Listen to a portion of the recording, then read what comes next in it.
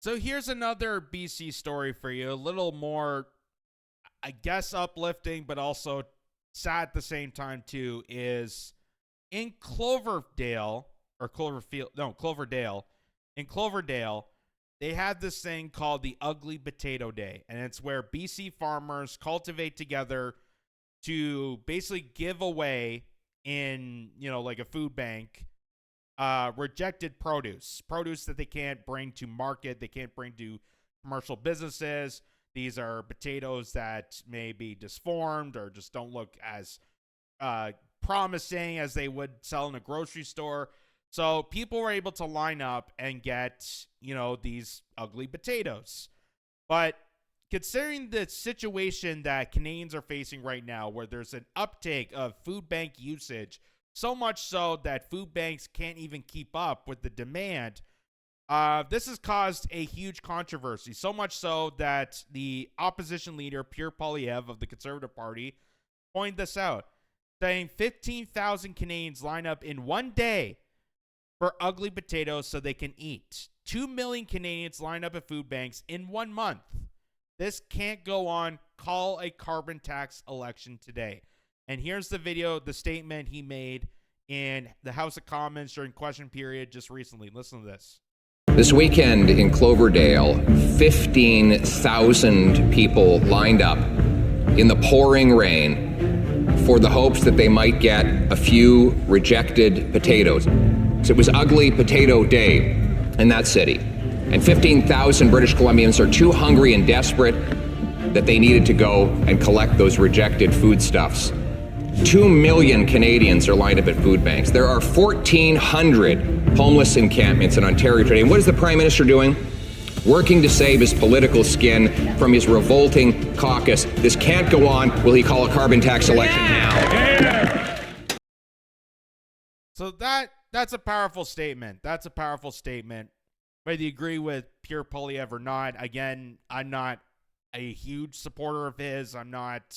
There's a lot of things I can critique him on with his past, but given the circumstances, I at least give credit to the fact that he's willing to point this out, that a day like that, where they're giving out free potatoes that are just going to be thrown out because of, just being ugly potatoes, not good enough for, retail basis.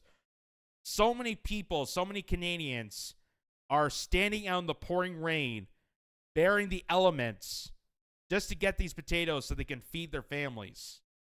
That is heartbreaking. That's heartbreaking. And this is going around the entire nation.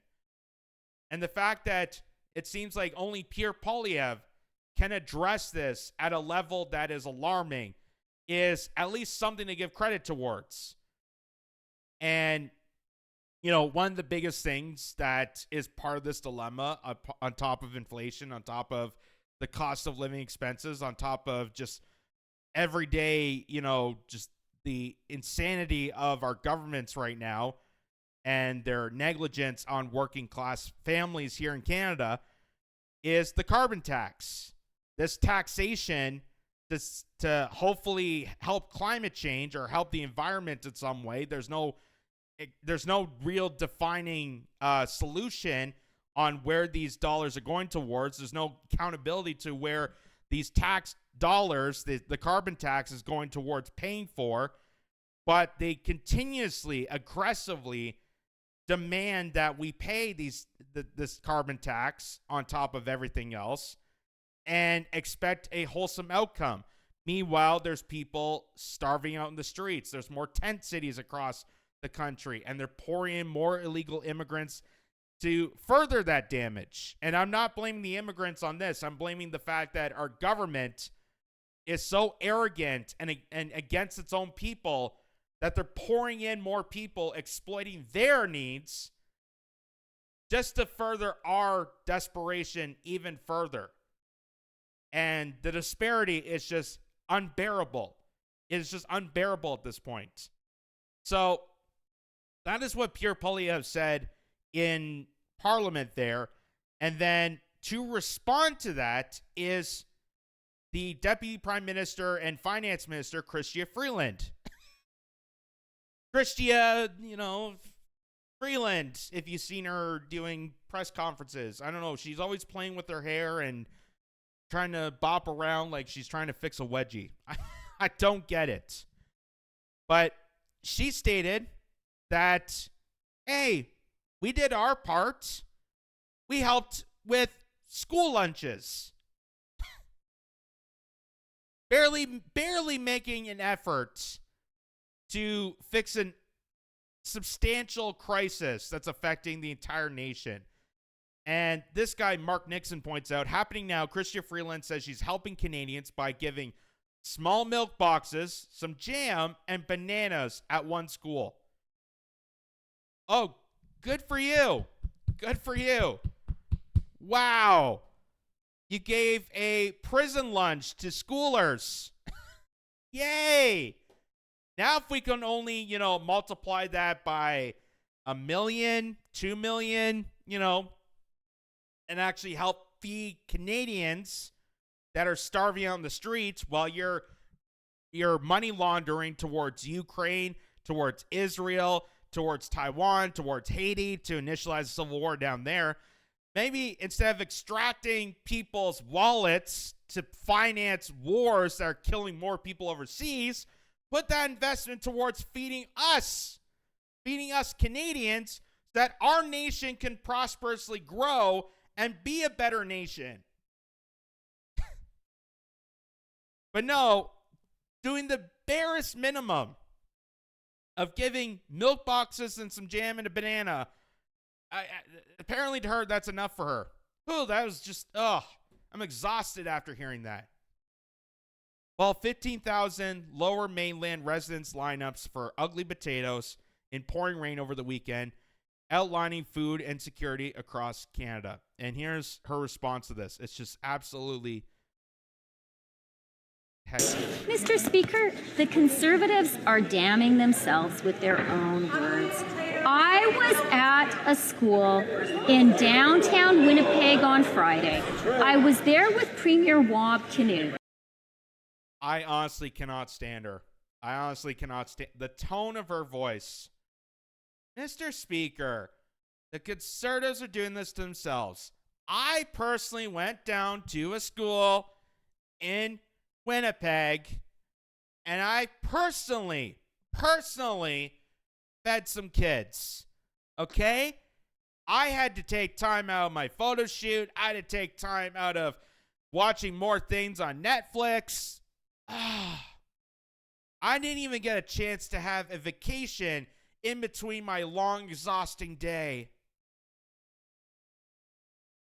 I mean, she didn't say that, but the tone of her voice is just, it's like nails on a chalkboard. So let me replay that again. Let me replay this. Mr. Speaker, the Conservatives are damning themselves with their own words. I was at a... By the way, how are Conservatives damning themselves with their own words? I mean, I can understand that, yes, Conservative Party under Harper may have initialized a lot of the damages. Trudeau definitely escalated it. That there was a lot of problematic situations long before Trudeau got elected. I could say that. But for Pierre Poilievre to just state that there is a food crisis right now, that people are lining up at food banks, and food banks are at such high demand that they can't even keep up because so many Canadians are being completely just the arrogance of our politicians just completely burnize all of us to scrape by on what little we can get at this point. So I don't know how that's damning for the Conservative Party when Chrystia Freeland is in power, Justin Trudeau's in power, the Liberal Party is the current party in Canada that's ruling over us, and they won't even acknowledge the amount of people at these food banks. They can't even acknowledge the factor that there's that many people lining up at food banks, and you can see all across social media many different posts of people scavenging around for the last sorts of food so they could feed their families. because of the arrogance, because of the misleadership, because of just the utter atrocity of people like her putting us in utter disparity. School in downtown Winnipeg on Friday. I was there with Premier Wab Kinew, and we gave those beautiful, wonderful children some bannock, a little carton of milk, some jam, some butter, and a banana. That was not bureaucracy that fed those kids. That was the deal we've done with Manitoba. The Conservatives are just feeding kids.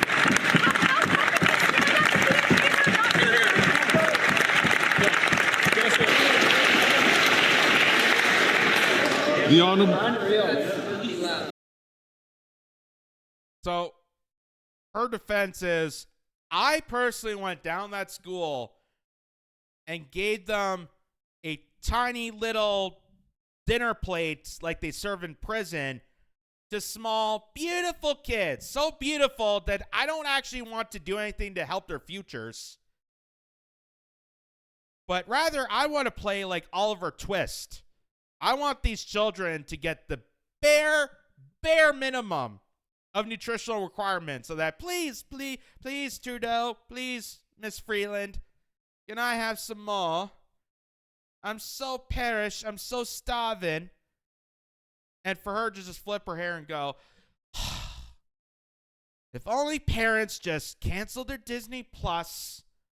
If only parents took responsibility. We're going to have to take these kids in. We're going to have to take these kids in, indoctrinate them with our horrible policies, and then they'll grow up to be future stars of the deep state oligarchs.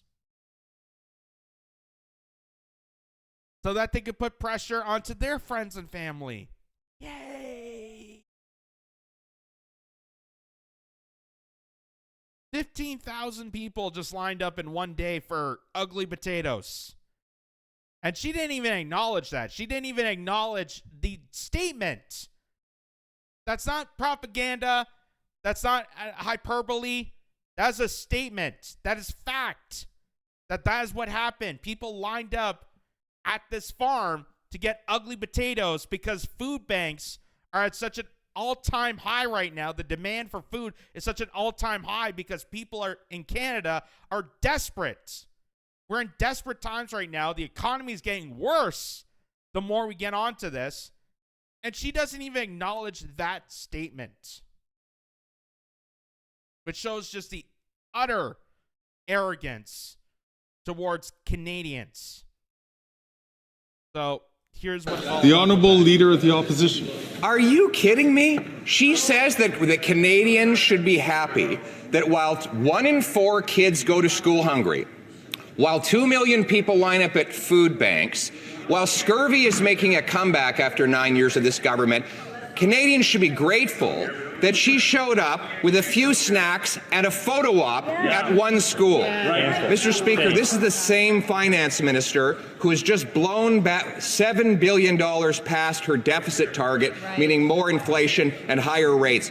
Meanwhile, the Prime Minister hides in the fetal position under his desk. Will he call a carbon tax election now?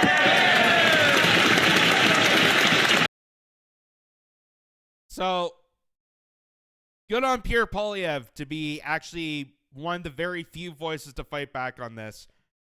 Again, continuously calling for a carbon tax election. It's definitely a start to fixing these problems, but the wounds are way deeper than just a carbon tax reduction.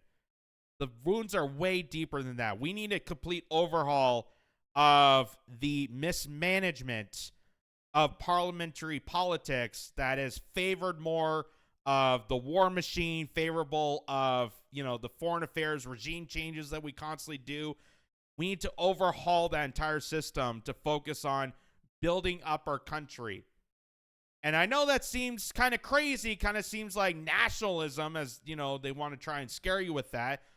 But when it comes to the fundamentals, when it comes to actually being a number one country, which every country wants to strive to be, they always talk about, all these different countries with the top, reading levels and the top educated and the top happiness, which could be us, potentially. It could have been us if we bothered to actually invest into the people of our country. If we invest into our country, we make our country better, we fix the foundation of our own nation before we get involved in other countries. We have no right to interfere in other countries concerning our outlook and concerning our politics that's affecting our own people. We have no damning right to mention about Iran and LGBTQ or Thailand just accepting gay marriage now. We have no business to interfere in that. Concerning the fact that we have millions and millions of Canadians, working Canadians, who can't afford a hot meal for them or their families. And you wonder why people are having less kids. You wonder why millennials are refusing the family dynamic. It's not because of our, woke ideologue, even though that could be a factor into how they portray it, but it really comes down to the economic factor. If you can't even survive yourself in this country, how are you expected to raise a family in that situation? Giving that Chrystia Freeland's response very similar to an Oliver Twist monologue there. And here's just also to put in perspective here. This is from Global News. Ontario food banks cannot keep up as usage reaches 8-year high. 8-year high. Well, gee. I wonder what was also in power for 8 long years.